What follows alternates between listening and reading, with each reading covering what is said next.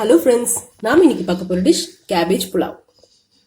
First cooker வச்சுட்டு அதுல 3 spoons oil போட்டுக்கலாம். 1/2 ஸ்பூன் கீ. ஆயில் நல்லா ஹீட் ஆனோடனே 1 ஸ்பூன் சோம்பு, 1 இன்ச் அளவு பட்டை, 1 கப் ஆனியன்.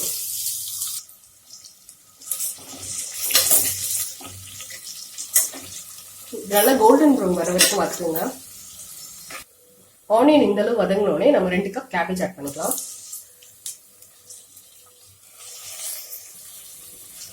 இதை நல்லா வதக்கிக்கோங்க.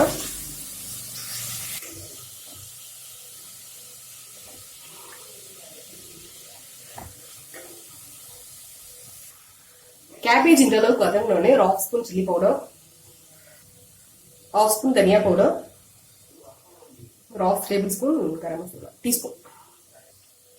இந்த ரெசிபிக்கு தேவையான அளவு சால்ட்.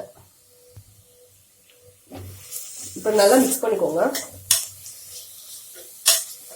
இப்போ 1.5 tablespoon ginger garlic paste add பண்ணிக்கலாம். ரா ஸ்மெல் போற வரைக்கும் நல்லா வதக்குங்க. இப்போ நம்ம தண்ணி ஆட் பண்ணிக்கலாம். நான் ஒரு 4 டம்ளர் ஆட் பண்றேன். 2 டம்ளர் ரைஸ் எடுத்ததுனால நான் 4 டம்ளர் தண்ணி ஆட் பண்ணிக்கிறேன். இப்ப நம்ம தண்ணி ஆட் பண்ணிட்டோம். தண்ணி நல்லா கொதிக்கட்டும், நம்ம ரைஸ் ஆட் பண்ணிக்கலாம். தண்ணி நல்லா கொதிக்குது. இப்ப நம்ம ரைஸ் ஆட் பண்ணிக்கலாம்.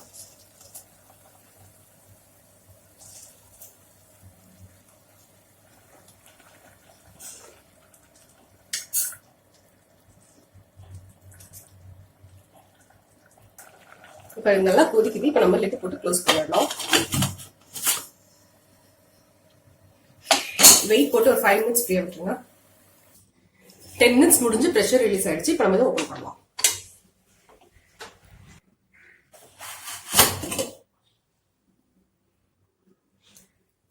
கொரியண்டர் கொஞ்சம் போட்டுட்டு மிக்ஸ் பண்ணிக்கலாம்.